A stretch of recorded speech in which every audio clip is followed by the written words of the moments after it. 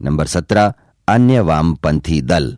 1939-40 ईस्वी के बीच भारत में साम्यवादी आंदोलन ने अनेक लघु वामपंथी आंदोलनों के लिए बाल गृह का कार्य किया। इस समय बहुत से वामपंथी दल व्यक्ति विशेषों के चारों ओर केंद्रित थे और जैसे ही व्यक्ति विशेष मर गए वे आंदोलन भी समाप्त हो गए। तत्कालीन प्रमुख वामपंथी दलों का विवरण इस प्रकार है।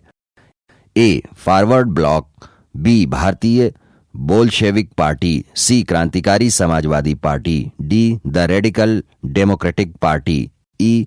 Bolshevik Leninist party, F. Bharatiya Krantikari साम्यवादी दल। अब इनका क्रमशः अध्ययन करते हैं। ए. Forward block. मार्च 1939 ईस्वी में त्रिपुरी जबलपुर अधिवेशन से इस्तीफा देने के बाद सुभाष चंद्र बोस ने कांग्रेस के भीतर फॉरवर्ड ब्लॉक का गठन किया। सुभाष समस्त साम्राज्य विरोधी, अतिवादी तथा प्रगतिशील तत्वों को एक झंडे तले एकत्रित करने का प्रयत्न कर रहे थे, जिसके क्रम में उन्होंने वामपंथी एकीकरण समिति का गठन किया। यद्यपि सुभाष चंद्र बोस ने कांग्रेस के उद्देश्य, नीति, कार्यक्रम आदि सभी स्वीकार किए, परंतु उन्हें कांग्रेस के उच्च आदर्शों पर भरोसा नहीं था। 1947 ईस्वी में फॉरवर्ड ब्लॉक ने शक्ति के हस्तांतरण को झूठे शक्ति हस्तांतरण की संज्ञा दी। उनका कहना था कि भयभीत बुर्जुआ लोगों ने अंग्रेजी साम्राज्यवादियों से साझेदारी स्थापित कर ली है, जिससे कि जनता के संघर्ष को समाप्त किया जा सके। बी. Bharatiya Bolshevik party.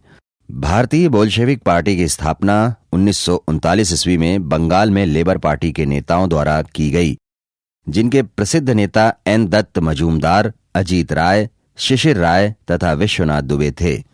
इस पार्टी ने अपने दो प्रमुख उद्देश्य निर्धारित किए, जिसमें पहला राष्ट्र को स्वतंत्रता दिलाने का तथा दूसरा भारतीय समाज को वर्ग मुक्त बनाना था। सी. क्रांतिकारी समाजवादी पार्टी। 20वीं शताब्दी के क्रांतिकारियों द्वारा ही इस संगठन को बनाया गया। 1940 ईस्वी में हुए रामगढ़ कांग्रेस अधिवेशन के दौरान क्रांतिकारी समाजवादी पार्टी की स्थापना हुई, जिसका मुख्य उद्देश्य अंग्रेजों को शक्ति द्वारा उखाड़ फेंकना तथा भारत में समाजवाद को स्थापित करना था।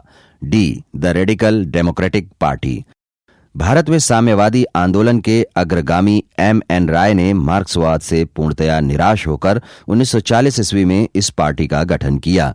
एम.एन. राय ने देश विभाजन को पसंद नहीं किया तथा एक दल विशेष को सत्ता हस्तांतरित किए जाने की आलोचना की, लेकिन माउंटबेटन योजना को स्वीकार कर लिया। E. Bolshevik Leninist party. Sri Lanka व बर्मा की समाजवादी पार्टी के सहयोग से इस पार्टी की स्थापना हुई तथा द्वितीय विश्व युद्ध का इस पार्टी ने घोर विरोध किया। सत्ता हस्तांतरण को इसने भारतीय बुर्जुआ के विश्वासघात का प्रतीक माना, जिसके आधार पर यह पार्टी कांग्रेस की घोर विरोधी बनी रही। एफ. भारतीय क्रांतिकारी साम्यवादी दल। इस पार्टी की स्थापना 1942 ईस्वी में कलकत्ता में सोमेंद्र नाथ टैगोर ने की थी। इस पार्टी ने भारत छोड़ो आंदोलन का समर्थन किया।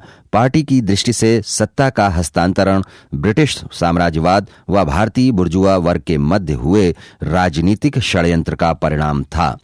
इस प्रकार हम कह सकते हैं कि स्वतंत्रता संघर्ष में वामपंथी दलों की भूमिकाएं मिश्रित रहीं, लेकिन वामपंथी दलों ने ही सर्वप्रथम भारत की पूर्ण आजादी की मांग की, परंतु बाद में कम्युनिस्ट इंटरनेशनल से प्रभावित होकर गांधी को इन्होंने बुर्जुआवादी नेता अर्थात पूंजीपतियों का समर्थक मान लिया। द्वितीय विश्व युद्ध एवं भारत छोड़ो आंदोलन में इनकी नकारात्मक भूमिका ने इन्हें जनता के बीच में अलोकप्रिय बना दिया।